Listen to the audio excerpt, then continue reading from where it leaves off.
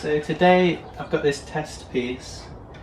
It's a small version on the same theme as my living room painting with a bit more colour in it.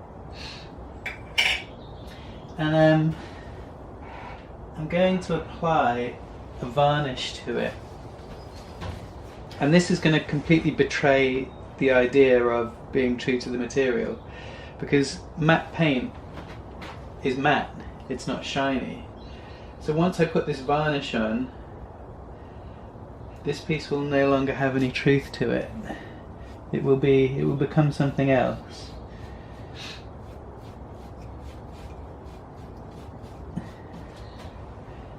And it doesn't really matter too much with this piece because I just want to know what the varnish looks like, and it's not too important. But it raises a lot of philosophical questions for us to deal with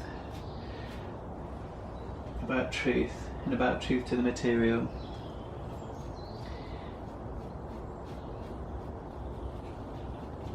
And for one, we can see this piece as having two ambitions. One ambition to the truth, which is that it's a matte painting, and one ambition to an aesthetic look, which is the varnish. And this comes back to that question of, is it better to be ambitious or is it better to be truthful? Now, a varnished painting may look better, may sell better, may sit nicely in your living room compared to an unvarnished painting. But it's kind of like putting makeup over your painting. It's not true to the material anymore. And that's okay. It's not wrong to put makeup on something, but you have to be honest about it. And I think when you make a piece of artwork, it's important not to fool yourself. You have to be honest with the fact that if you're going to veer away from that first principle of truth, of being true to the material, then you have to be upfront about it if you're going to maintain that integrity. But there's also some deeper philosophical questions here, and I'm going to pose a question which I think raises some real problems for the Bauhaus. And that question is, can gloss paint ever be true to itself? Because matte paint is not shiny.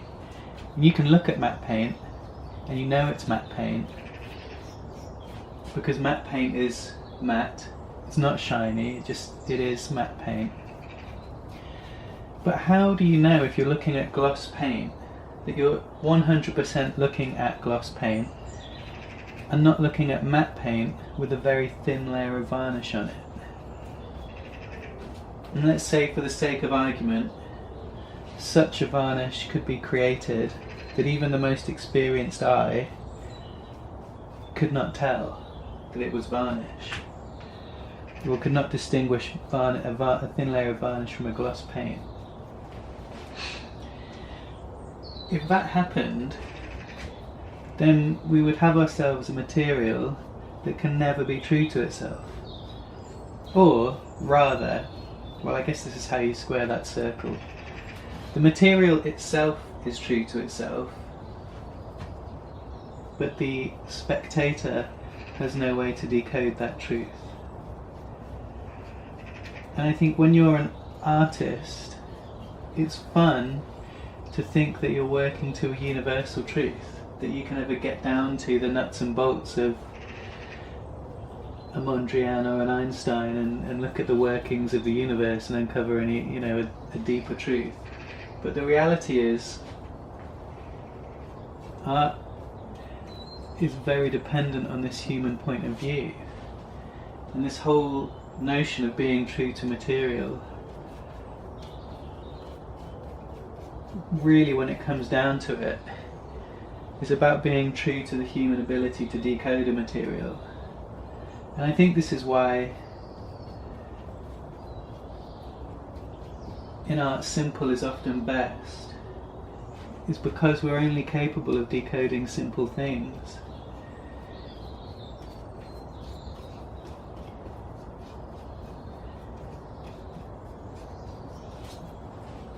And I think the takeaway for the artist is tempting to say that some materials have an inherent truth and some don't. So you could say, well, matte paint has an inherent truth to it and gloss paint is a liar. But that's not true. The truth is that some materials have a truth to them that is easily decoded by other humans. And some materials have a truth to them that is difficult to decode by other humans. And I think, as you can see with gloss paint, that line, that blurring happens very, very quickly. You know, we're really not talking about very complicated materials at all, where the material's truth becomes indistinguishable from the material's lie. And to kind of make clear what that truth is, that truth exists when you can look at the material and know something about it, and there's nothing obfuscated. So if you've made a chair in the Bauhaus and you've bent a piece of steel into a tube, and the chair sits on this kind of arc of steel that encompasses the whole thing, it tells you a lot about the structural integrity of steel. It tells you a lot about the surface of steel. These things are self-evident.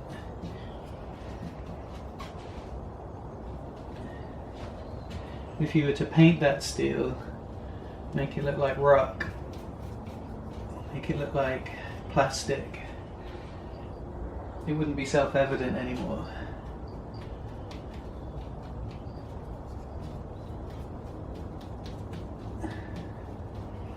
And lying is the default position in art, or has been for a long, long time. When you think of the Renaissance sculptors, like Michelangelo, Donatello, etc., they took great inspiration from the ancient Greek sculptors. But what they didn't know was that the ancient Greeks painted their statues to look like people.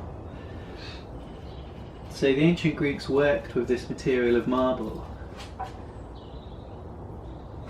but they turned it into a lie by painting it. So you no longer knew that it was marble. What you saw was a painted surface. And that painted surface didn't tell you anything about the material it was on. It obscured it, it obfuscated it. And that's the very crux of what the Bauhaus reacts against, and what I think this notion of truth is reacting against.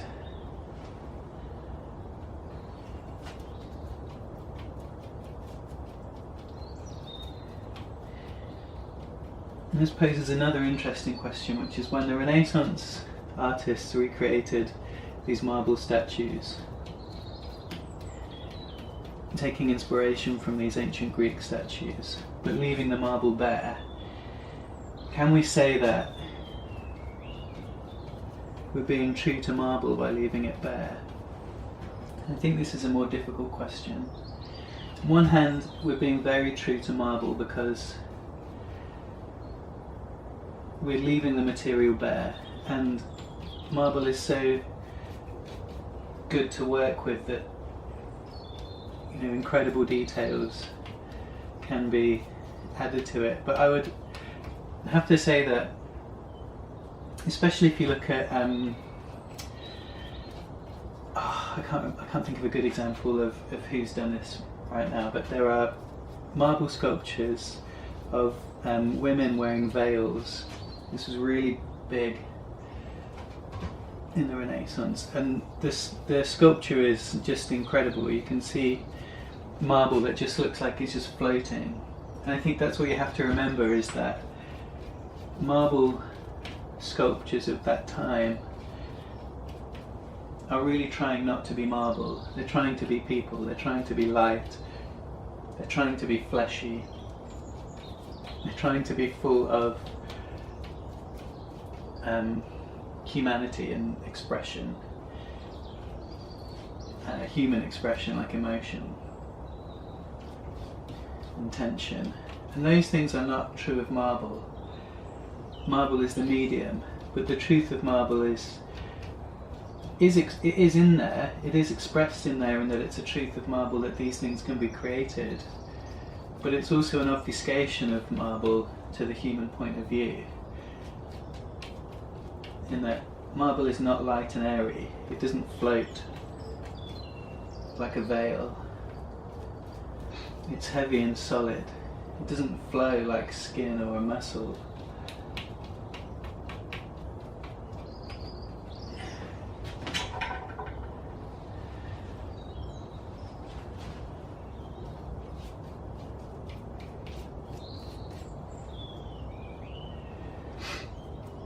In my own work, the varnish brings out the colours of the matte, which, as we've discussed, is a lie, in that the matte colours are the matte's colours. They're supposed to be subdued because matte paint is subdued. But this makes them better suited for decorating a living room. So a decision that I have to make is, do I want to maintain the truth, or do I want to maintain, a more decorated living room? And I have to be upfront about that, because earlier on we spoke about,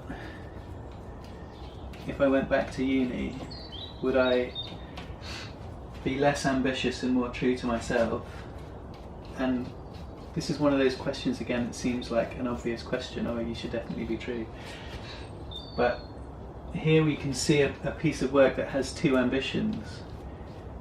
It has the ambition to be true to matte paint, and it also has the ambition to hang nicely in a living room. And these two things conflict.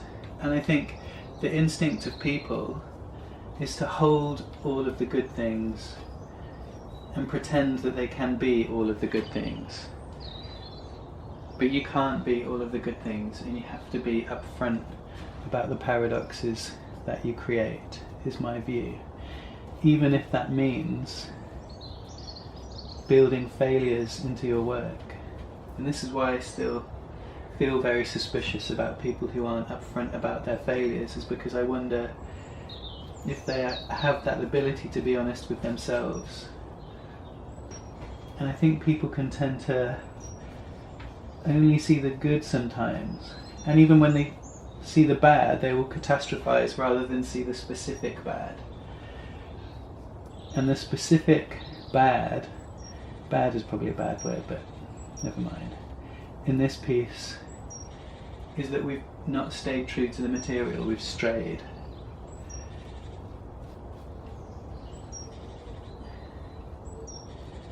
And we have to be upfront about that if we have any hope of progress. Because if what we're trying to achieve is possible, we won't get there without being honest with ourselves.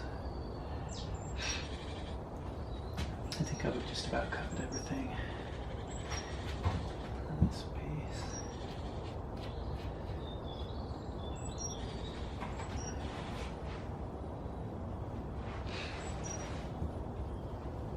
Okay, I'm going to let this dry and come back to it later.